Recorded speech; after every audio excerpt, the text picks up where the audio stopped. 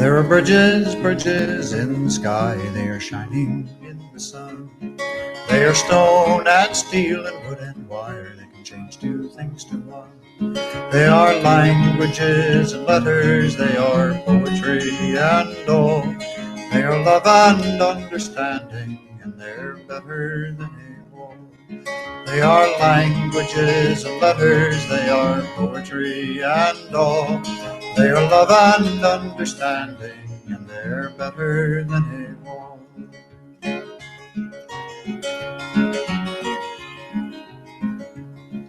There are canyons, they are yawning in the night.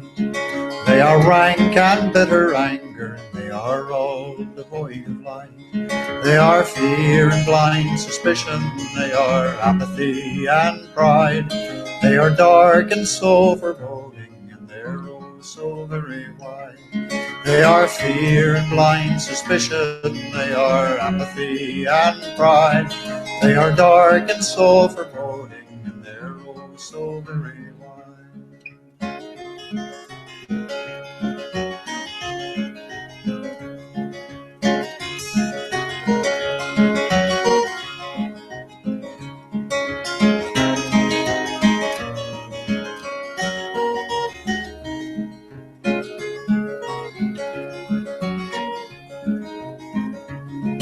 Let us build a bridge of music, and let us cross it with a song.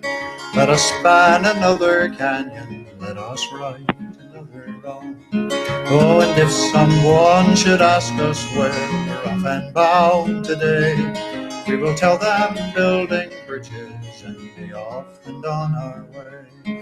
Oh, and if someone should ask us where we're off and bound today, we will tell them building bridges and be off and on our way. We will tell them building bridges and be off and on our way. We will tell them building bridges and be off and on our way. Thank you, Bill Staines, for letting us use the song Bridges on Bridges Programming. Welcome to Sunday on the Front Stoop. This program is brought to you by Renew the Earth, which is a non-profit, non-money making organization that promotes good ideas. I could testify to that. that tries to promote good ideas around the world and talks about renewable energy and human renewable energy. And we also have an impotence, an idea that we think that will change the world if we can just get this simple measurement into thing. It's called the Human Renewable Energy Measure. When you say something like change the world, you just now got I hate thousands to say, of people say turn right off. They'll turn that right Well, off. the thing is, we think that what's missing is a zero. It's a concept. What's missing is a 0 point. And we're going to tell you during this program on how we can think we can fix these things and why it's so important. And by the way, we're going to tell you how we think we could stop most of the terrorism that's going on in the world. And we've also realized that the same amount of terrorism has been going on in the world since forever.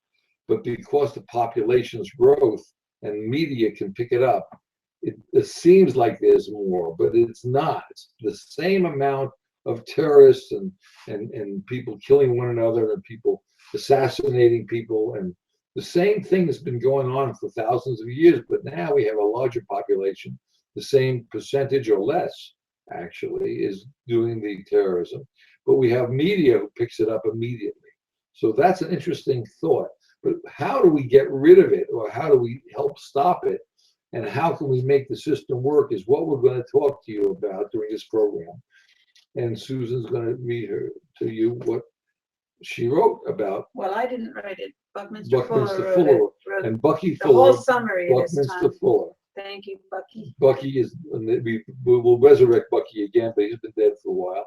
But he did some fantastic, interesting things about measurements, about human renewable energy measure. He calls them kilowatt hours, but we're referring it to the energy units, which you and I all need.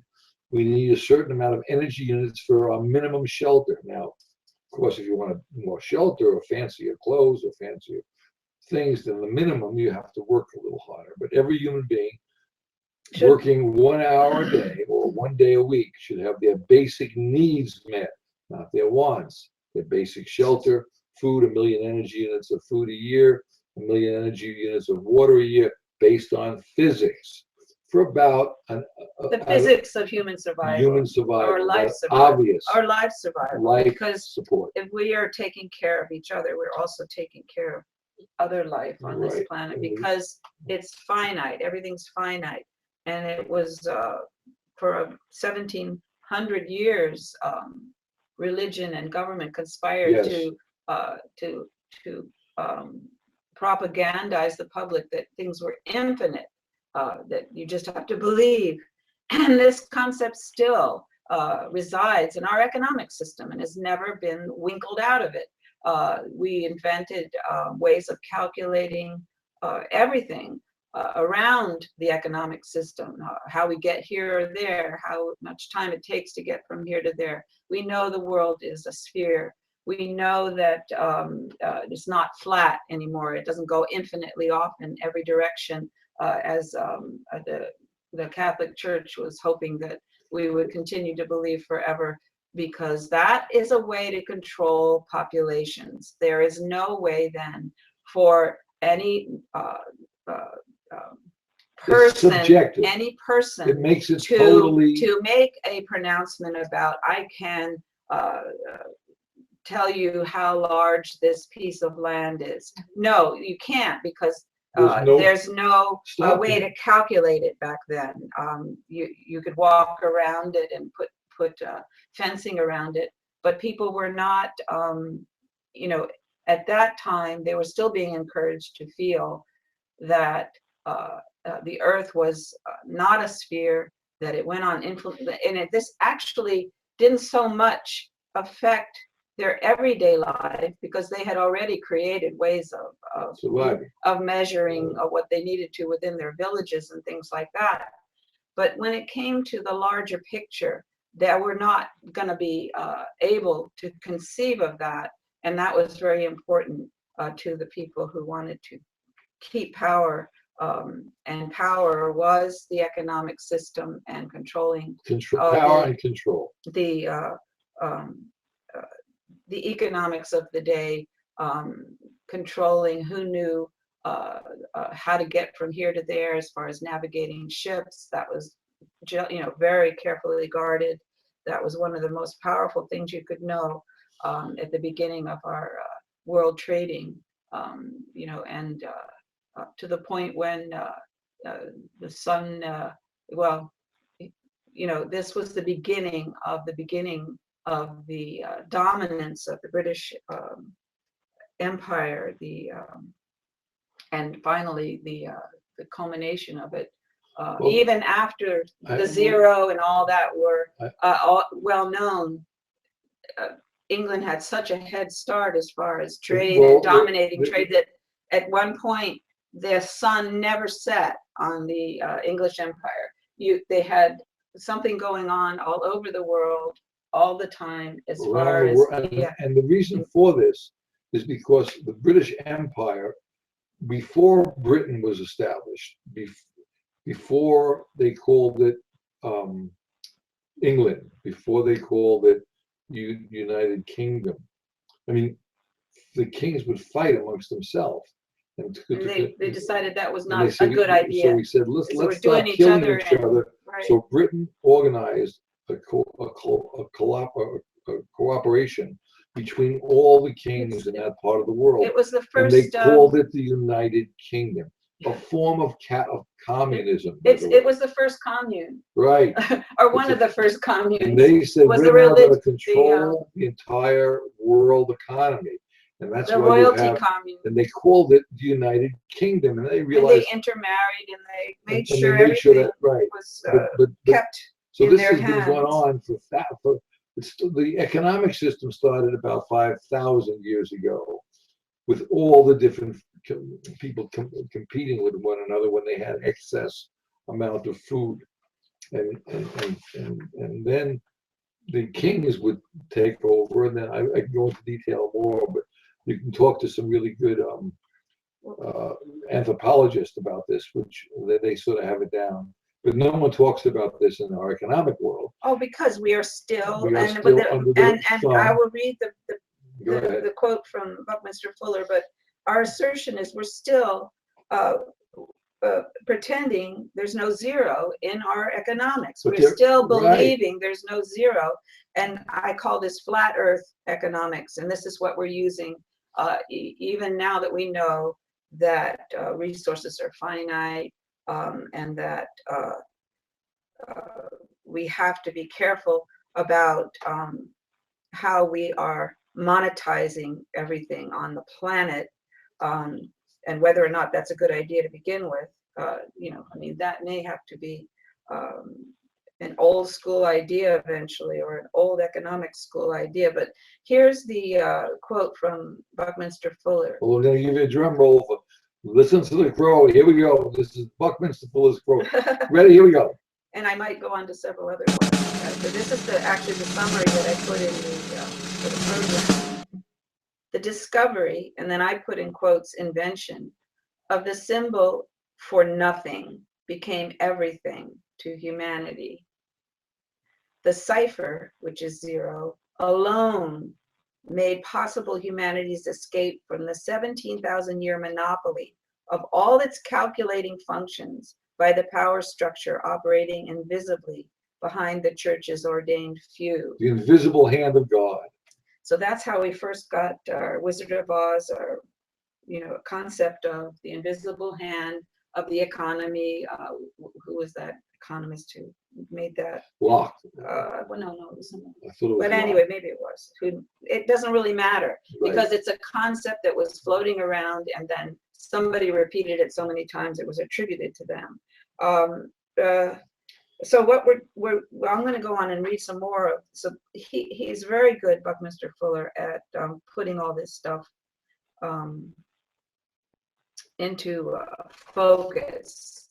So he goes on to say the geocentric, and that's the way that the church asserted that the earth was the middle of everything. You know, that everything revolved around the earth. That geocentric, earth at the center of everything.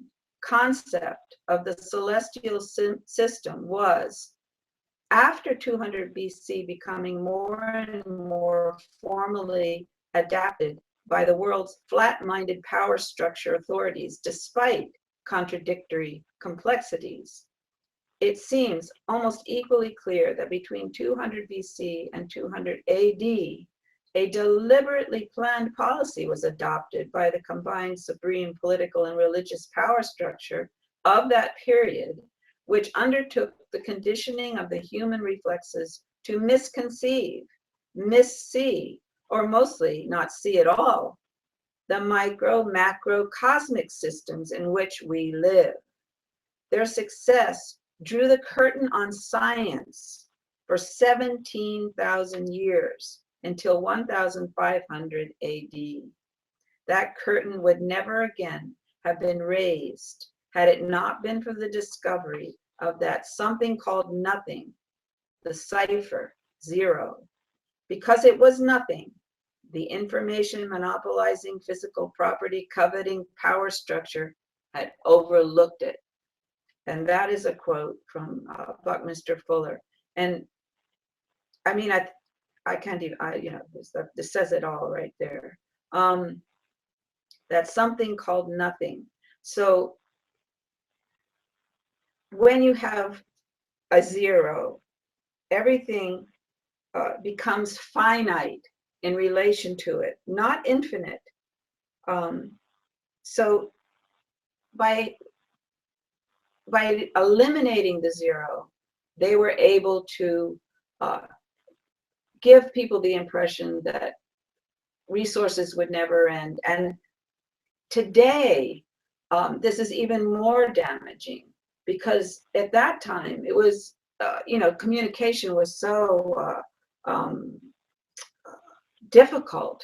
You know, you'd have to ride a horse or walk many, many miles to communicate with somebody else.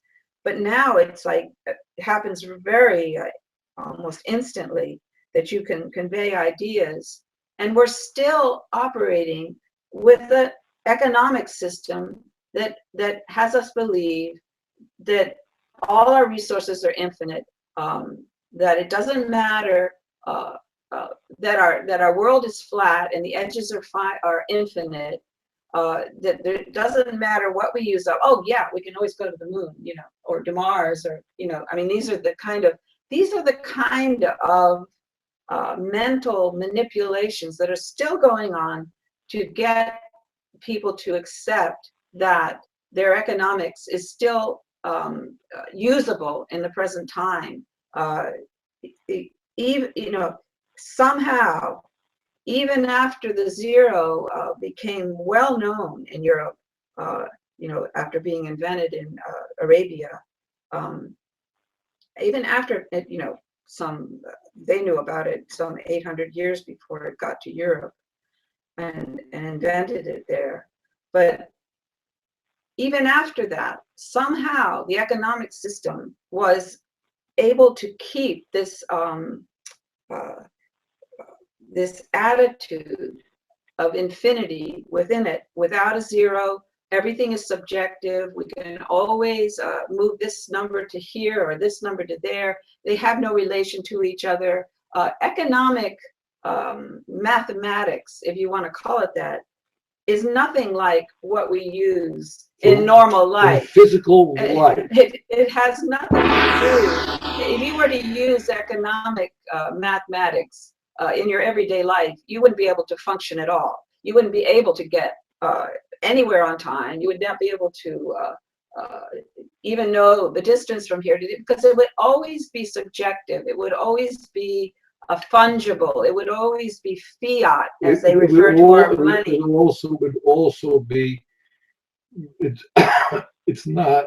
It's subjective. It would be a belief. It's like how much you love somebody. If you just believe, you can. The economics will empower you, because you just have to believe, and you keep believing and believing. But it's not. It's a fluke if somehow you ride the wave of some economic good fortune, and to continue to be fortunate within our economic system is to come at it with a great deal of money to begin with, and more than you can ever lose in a lifetime.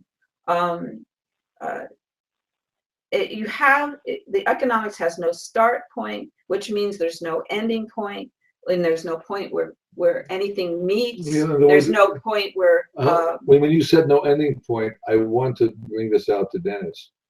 Dennis always says if someone's a millionaire and they want to be a billionaire, and he comes to some idea that that's a lot.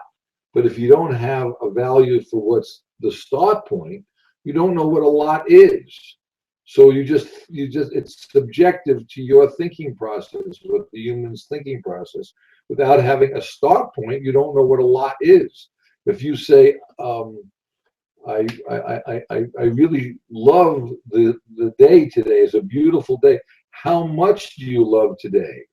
You can't. That's a subjective thought. You love the color yellow or green or orange. How much do you like orange better than green? It's subjective. Once you measure something, we can then discuss how much more it is. If it's a foot, it's bigger. It's smaller than a yard. It's bigger than an inch. We understand that. So you need a point of measure, and that's what's missing from our economic system. Now, before I get too far into the program, I wanted to explain that I said we're going to tell you in the beginning of the program how we think we can get rid of most terrorists or terrorism. The reason why we have terrorism is because people aren't getting their basic needs met, and they don't have a voice, and they can't change anything because, in fact, of the economic system. The system itself is totally corrupted. Because of the system is corrupted, it appears as though we have a dysfunctional government around the world, governments, and they are very functional, but they're functional for the people who are controlling the economic system. The way we get this to happen, in my opinion, is we start discussing a measurement that we can measure. It's not subjective how much more someone can make or how little they can make or what's minimum wage should be. All humanity for their 80 years of life, more or less, for 1 day a week or 1 hour a day, would have their basic needs met in calories or in energy units. 1,000,000 energy units a year of food, 1,000,000 energy units a year of water. These are necessary to stay alive for a minimal amount of their lifespan, so they're not into slavery. Every human being alive now has their basic minimums met, otherwise they'd be dead. And the same thing holds true with energy units as far as their shelter minimums. Now, what makes us human is we have wants. Some people want to live in a certain area. They want to have a certain size home. They feel they'll be happier, which is subjective, in a certain size home rather than a smaller home. So you're actually describing first with the HREM, the Human Renewable Energy Measure, our common humanity, Right. and now you're describing our individual humanity. Each of us is individual. As individual, and it can be expressed by our wants, but it can also be expressed by our behavior. right? But our wants change our behavior. Our wants change our behavior. But if we all agree that basic needs must be met around the world, you'll basically stop the dysfunctionality of the governments. You'll basically have humanity stop killing one another, and they'll stop terrorism, because all basic needs we've agreed upon will be met anywhere around the world. So this is some of the interesting parts of the way we're doing things. I wish I could be clearer on that, but I don't understand how. I don't know how to make it better. Well, my words are not expressing I it think really you're better. fine. Very clear. I'll read a little bit more about the history of the zero, as written by Bucky Fuller. Quote, it was the Asiatic 800 AD publishing of the function of the cipher, and that's the word he uses for zero. That was zero, right? Al-Khwarizmi,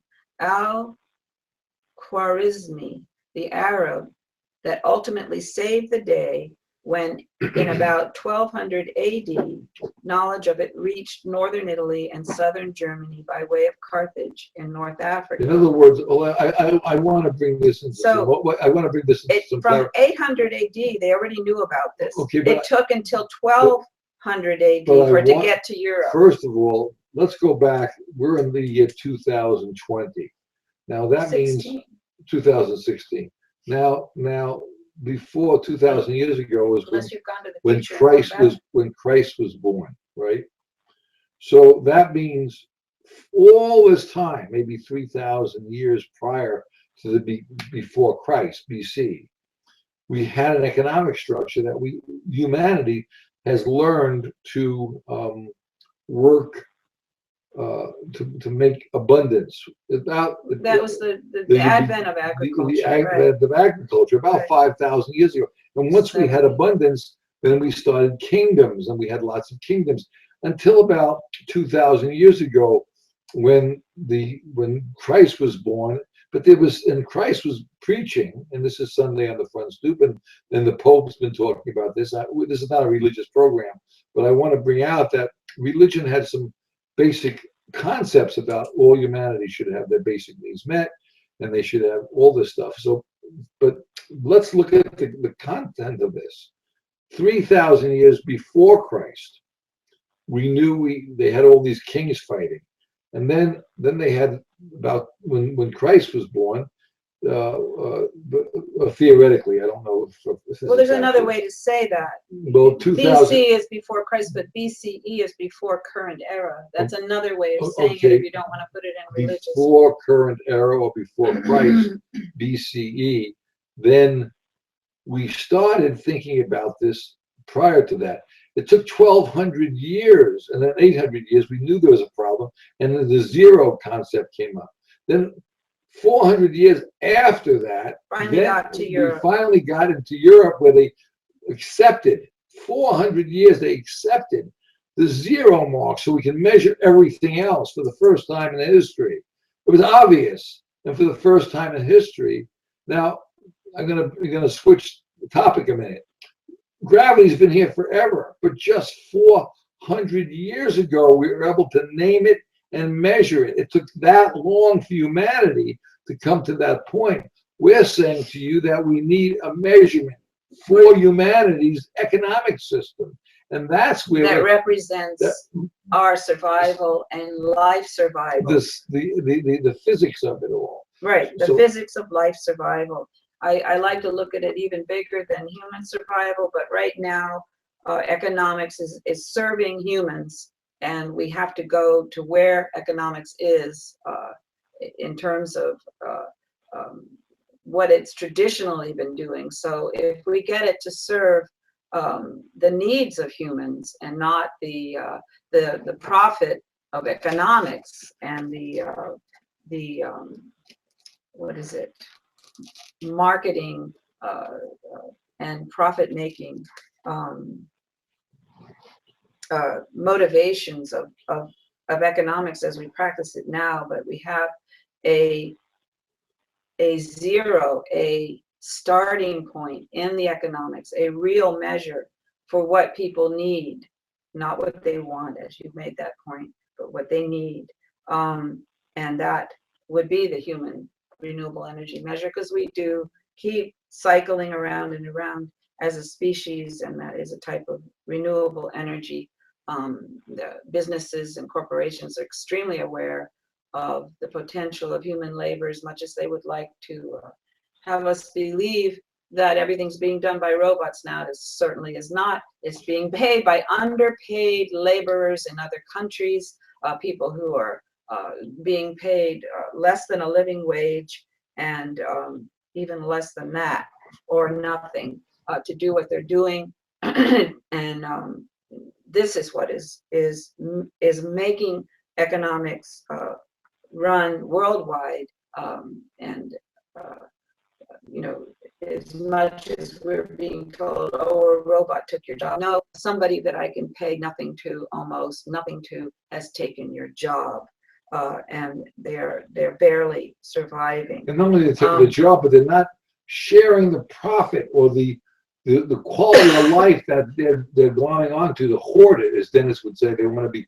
millionaires or billionaires rather than millionaires, because they're not sharing that with the people they're hiring, with the rest of the world, etc. And this is what we're saying, that the extra value of all the technology and all of the abundance that we're able to create shouldn't just become a disappearing act of profit, either into the bank accounts of elite economic workers, people who can work the system better than anyone else at this point, disappearing into their bank accounts, or just disappearing in general into dumps, because we make surplus of things in order to, of things that people don't need, in order to tempt them to buy them.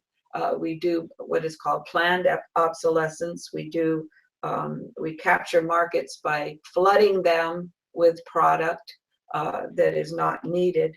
And we all know these games, so I don't have to. Anyway, let me just read this bit about the history of the zero again, just to bring it back to our summary. And this is Well, before you do that, I want to show people. Right now, you're looking at nature outside on your screen. It's showing trees. It's showing air. It's showing ground, physical soil, things. the light, the sun, Birds flying around. the breeze blowing because of the sunlight. The sun is making a breeze. So it's nature. It's physical things. There's no monetary thing on this. Yeah, you can't put you can't put a number on it. You can't put a dollar. You can't put a number on the breeze, on how fast the wind is blowing. In fact, I'd like to read something. You're leading me right into something Okay, well, else. that's why I was doing it. For the last half hour, maybe. I want you to understand that there's measurements for all the breezes. There's measurements how old the trees are. There's measurements for the amount of sunlight coming in. And how much a tree needs to produce what it, all the leaves, physical things. with photosynthesis. Don't have need. that with our economic system. Right. And that's why it seems This is a like it's natural a economics. dysfunctional, You're describing a natural economics. economic system that's Because based on everything that physics. is done out there, that in that woods that you see, is done most efficient, and that's what economics means. Efficiency. What is most economical? What is most efficient? And nature is always seeking that, and we would do well to imitate Now, nature. here's what you can do about it. We're going to go more in the program, but I want people to understand that what you could do about this to help stop terrorism, to help make a more functional government, to use this conversation no matter where you are. Well, you If need to you need satisfy basic needs. If you want to stop terrorism, if you want to get it down to almost nothing and only to really crazy people, then, and not desperate people who are just trying to survive. Want a functional government. You need to provide humans with what they need to survive. Basic needs based on energy units. And we can do this because we're wasting and because we think our resources are finite, because our economics is, infinite, because our economics is constantly operating with no zero, with no starting point, with no even basic philosophy, except make profit and compete with your competitor over who gets to win the economic trophy. Which is life. It's like you only live 80 years of age, and when you're working for money, you're working your life, and life is selling your life. Physical, you're selling your time, being, right? Your time, your limited time on this earth. You're selling, to whatever business you're working for. I'm going to go, and so what you're leading to is that there is another way of looking at what economics should be doing. Right. And we can talk about it. That is what the most basic thing that anyone can do. They can think about it first, how they want to express it, and then talk about it to people that probably people that you feel won't, attack you for this attitude. Try to work your ideas out a little more with people who are sympathetic to what you might be trying to express. And then, go to a little more difficult person, hey, what about, can you think about it this way? And you're just planting seeds, just like we're trying to do that. We're trying to, you can't change something until you have a concept or an idea about how you want to change it. And we're saying that we want to change it toward we want to change economics to satisfy human needs. This is an essential and simple concept, but not easy to turn a huge 5,000-year-old belief system that you don't need, and there are many millions of people educated formally in the way that economics functions now, and they're not going to be able to extricate their minds from that education. So we're going to ask you to do this. Go to it. Get out there. Run. Try to communicate with your voice. Communication is the key issue here to change the system. First, we have to communicate. We need the measurement of some type into position that all humanity must have their basic needs met for a minimal amount of their life's work. Then once we've done that, you'll get a functional government rather than dysfunctionality, and you'll stop most of the terrorism, because basic needs will be met. And this is not going to be a fast-moving thing unless we're very much mistaken. But it takes many hundreds of years for changes like this. It takes thousands of years. It took 400 years for the zero to get to Europe. And But they didn't have the communication systems we have now, and so that may save us. Now, the other thing is, we didn't know what gravity was till 400 years ago. It's been here forever. So we first learned that just 400. To me, it's mind-boggling. We never understood what we had to go from this point to this point. We never knew what this was. It was always, we didn't know it was infinite.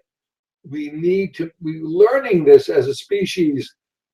Animals don't have to learn it. They have a different internal organism, thinking we process. still have I a think. profound suppression of knowledge Right. going on in our economic system. It's like the last vestiges of medieval philosophy of keep the public stupid, and you can control them, to misdirect them, etc. I'm just going to read one more time the quote from Buckminster Fuller. I didn't complete it, so I'm going to read it one more time. It was the Asiatic 800 AD publishing of the function of the zero that ultimately saved the day, when in about 1200 AD, knowledge of it reached northern Italy and southern Germany by way of Carthage in North Africa. The Emperor Pope didn't want any of his subjects attempting to set in order the facts of their own experiences. No, it's interesting. That's where it's it is. interesting. Dennis was talking to We me don't earlier. want He was people saying that in economics. he They was say, saying that oh, Germany and Italy, those two countries he mentioned, were trying to do something like the HRM. Well, that's because they had the zero measurement for so many years. They were the first they're dealing countries, with it. and unfortunately, For a we're not long dealing in time. a world. We're dealing in a world, not just countries. They're subdivided. Again, they subdivide. We're one world. This should be a one world government, a one world order. But the one world order has to benefit all humanity, not just a few. But by this medieval concept still residing within our economics, we now have today not the religion controlling that, but we have an economic orthodoxy. We don't have a religious orthodoxy prevailing. We have an economic orthodoxy, which is a belief that just let it operate. It has its own system. Don't try to understand it. You're not trained to understand it. You have to go, and get your mind properly organized to understand it. Only very few people. Who's Janice Yellen? I guess she's supposed to be the big understander right now. So maybe she's the pope of the economic system right now. And always keep in mind, they don't want people to set in order the facts of their own experience. They don't want you to set in order the facts of economics today. We can set in order the facts of everything else, but don't go anywhere near the economic system. Right, don't touch your economics. Yeah, don't go anywhere near there, because they know that it's still operating in a medieval concept of a finite, flat planet, an infinite flat planet concept that, sorry, I misspoke, infinite flat planet concept. We have flat Earth economics, and we're living, it's like putting a square peg into a round hole, or a round peg into a square hole. We're forcing our real life into a constricting garment or whatever, or environment that is not allowing us to go to the next step of evolution. We are being restrained and damned in two senses of the word, by our economic system as it functions now. It doesn't matter who's profiting from it. It doesn't matter. They're not the enemy. The problem is we need to redesign the purpose of our economics. And right now it has no real purpose. It's never, it's always been very good at controlling populations and controlling power for a few, for like the kings and the and religious right leaders. now, when we elect somebody to office, we're making them basically a king. We're not calling them that, but for the rest of their lives, they're going to have money coming in, food, shelter, protection from, they have the CIA or the FBI or whatever you call the people who Secret Service around them. So we are protecting them just like we would any king or queen. or aristocratical or royal families. We do this, it's done all the time. Every 4 years, we elect a new king. And that's why we have people. And we elect new popes of the economic system too. Right. But we don't have anything to say. No, and that's another and the other tip off that this is a problem, because we have nothing to say. The kings put in to get into office the people who make the laws, just like the kings did years ago. Our presidents put in the people who are going to be in the Supreme Court for the rest of their lives. Right. And then they also put in they have the electoral college. So even if we vote somebody in and the voting is right smack on for popular vote, wait a minute, we have the electoral college who can change that. And then if there's still a problem, they have the Supreme Court. Well, before the electoral college, you have the super delegates who put in people in the different parties. Then you have to protect all this crap.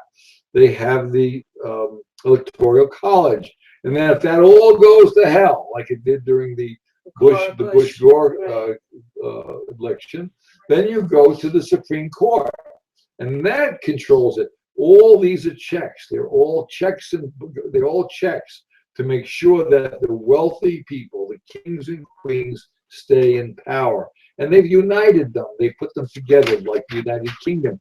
If you run for office, you will be king, and you'll be part of this system, like the Clintons, like the Bushes, now the Trumps want to be involved with this kingdom. So all these people are fighting to become kings for the rest of their lives, for their families, forever and ever and ever. They are now the kings, the new kings and queens for today. So it's really scary to see this kind of behavior. Buckminster Fuller sort of describes all this, which is great to hear someone phenomenal. And they allow you to listen to Bucky Fuller, but all you know about Bucky Fuller is your geodesic dome, and think he was but he was a humanitarian. And then he talks about, the guy was phenomenal.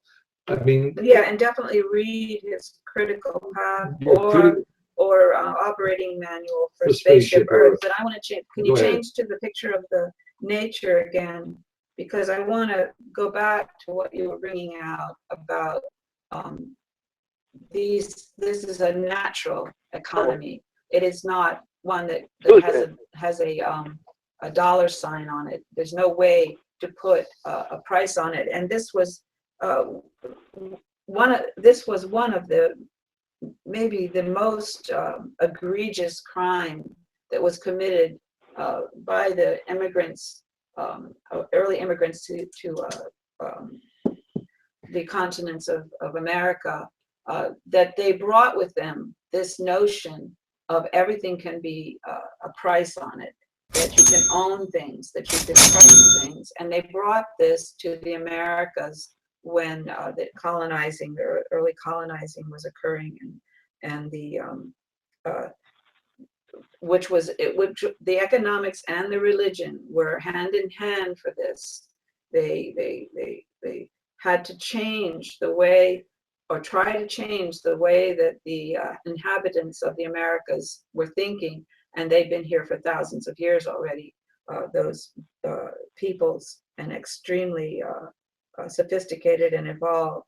But along with the concept of ownership and a one God religion, they also brought weapons that had never, sophisticated weapons, rifles, and that had never been seen on the Americas. And so they had a huge force advantage. Well, I want to interject something. But there's a physical presence. In other words, you can do all the esoteric stuff you want to do. You know, they talk about money and gold and silver, all great. But if nobody buys that stuff, because they resort to violence. They resort to something physical, like, I will break your arm if you don't listen to me. Right. Have your arm twisted in a position where you can have your arm broken. Right. That's pretty physical. They waterboard you. They do stuff to you. Enough. But this is the stuff that. Let me go on to what I wanted to read here, because I want to end this on a high point, not a very disturbing point. this is a translation. Well, it's toward the end of when the Europeans were buying everything up, or at least saying they were purchasing from the Indians their land and saying, I'll purchase this from you and you can go live over here in this area and we won't bother you. And that was the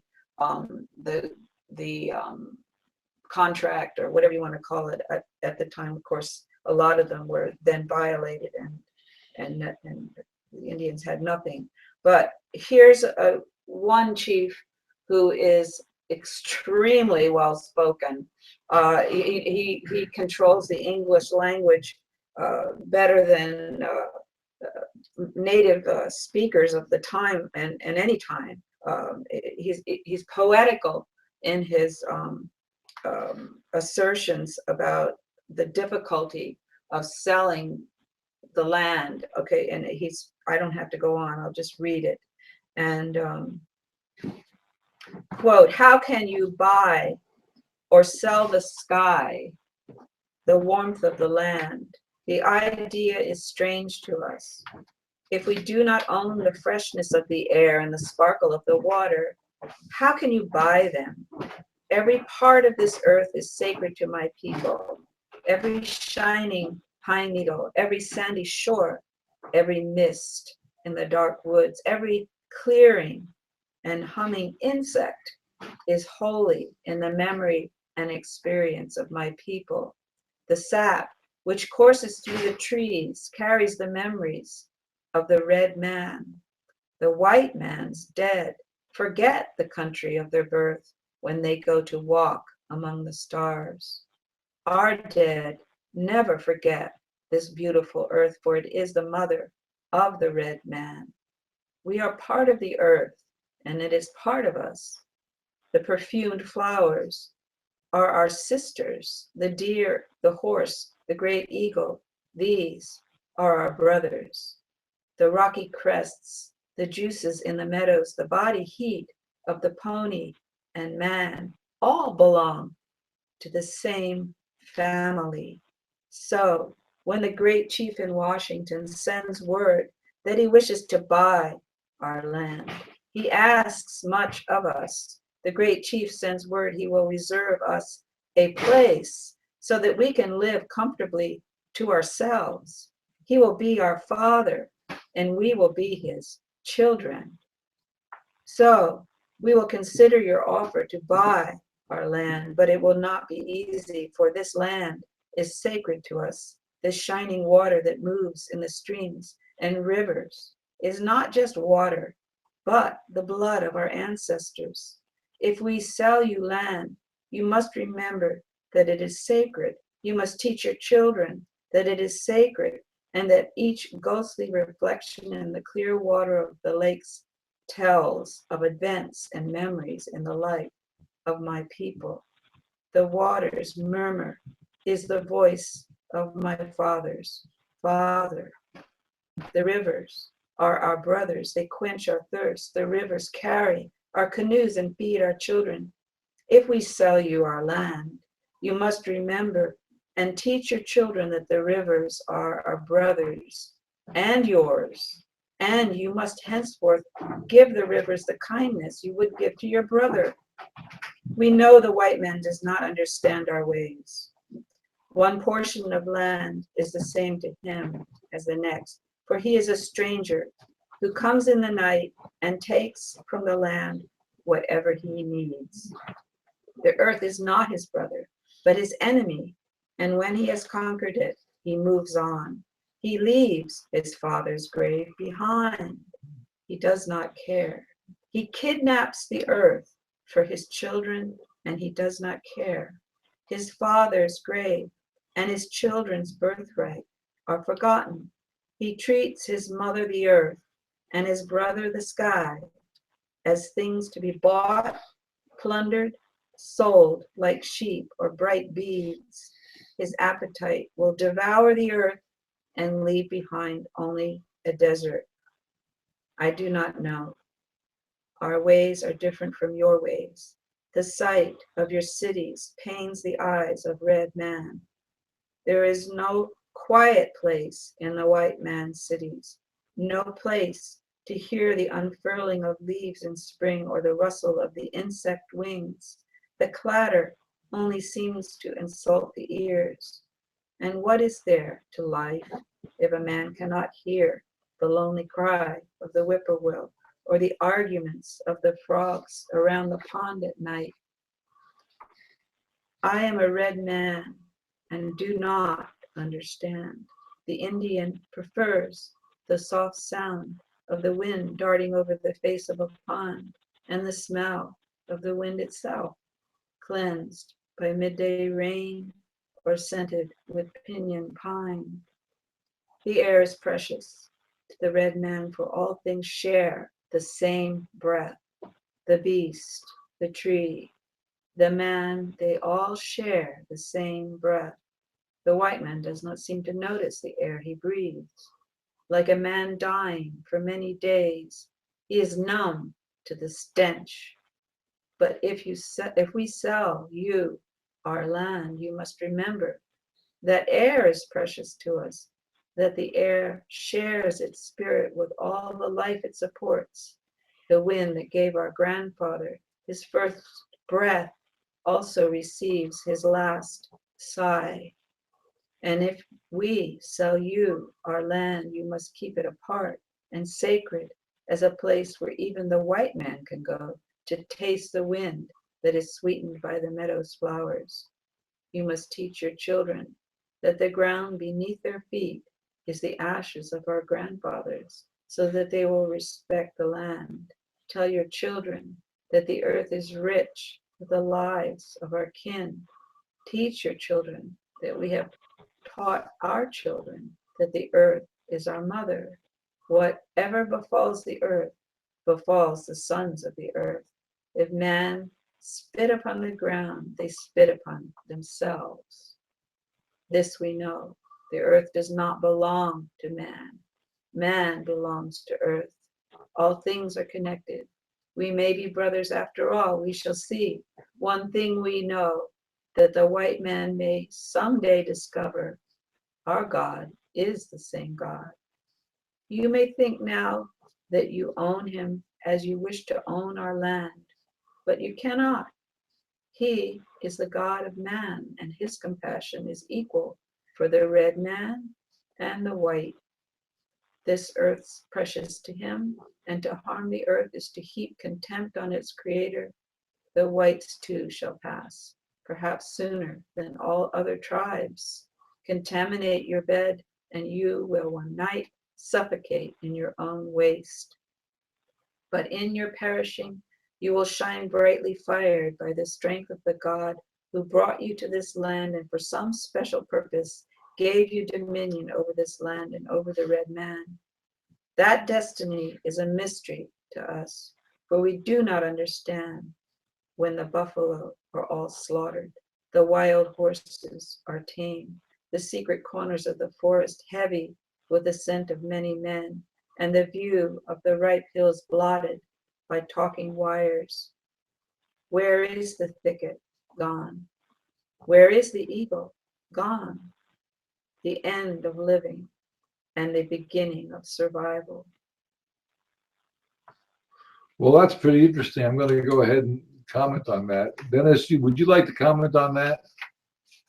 Oh, yes. Yes, because I think Bucky did great work.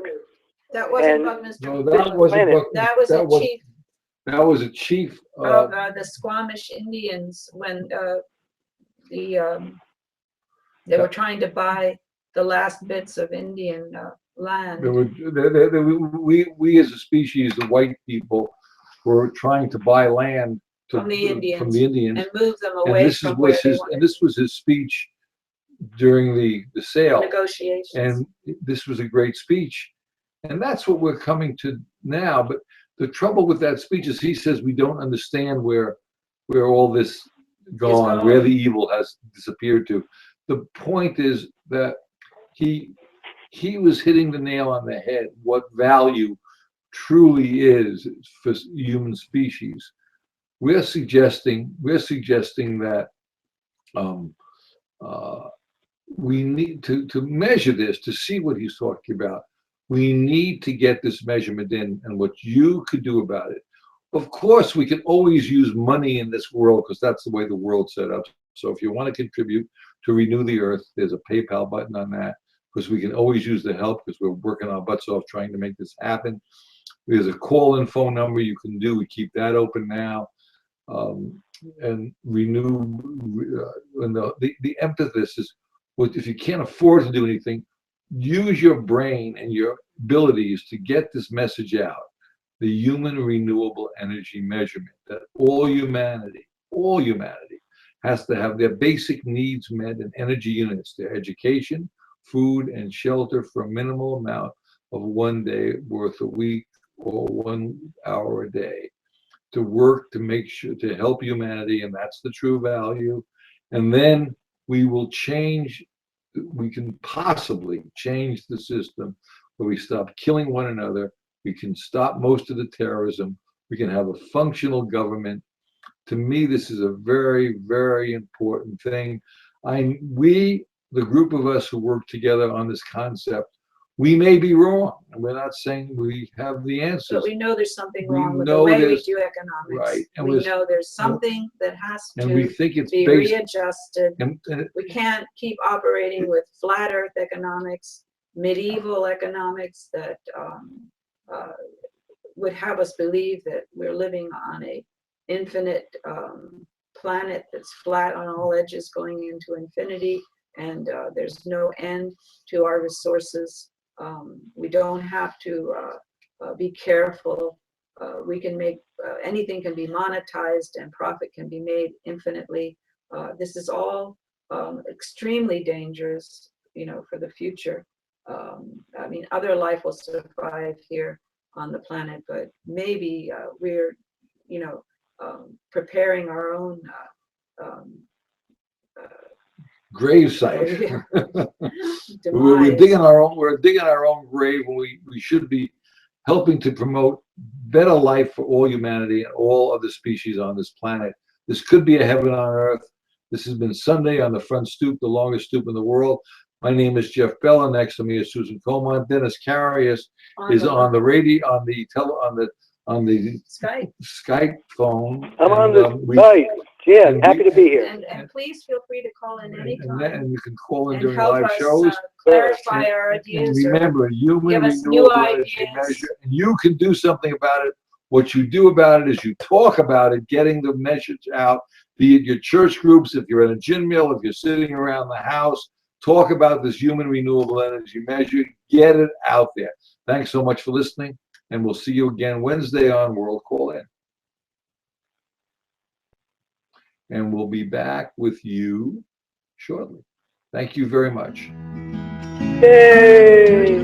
War breaks out somewhere across the sea, and suddenly the price of oil goes up. Your neighbor's out of work because they closed the factory. You try to stretch your paycheck, but it's never quite enough. Oh, energy, energy. It all comes down to energy. You wonder where the money's gone. Well, here's some fuel for thought.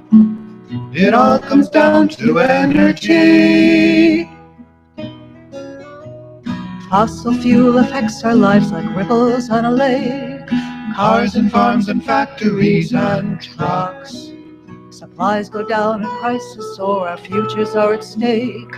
And when it's gone, it won't come back, and we'll be out of luck. Oh, energy, energy. It all comes down to energy. You wonder where the money's gone. Well, here's some fuel for thought. It all comes down to energy. We can get our energy from corn and grass and trees. Even trash converts to biofuels. Break loose from the stranglehold of oil companies. Renewables can fuel the world. We're here to spread the news. Oh, energy, energy. It all comes down to energy. You wonder where the money's gone? Well, here's some fuel for thought. It all comes down to energy.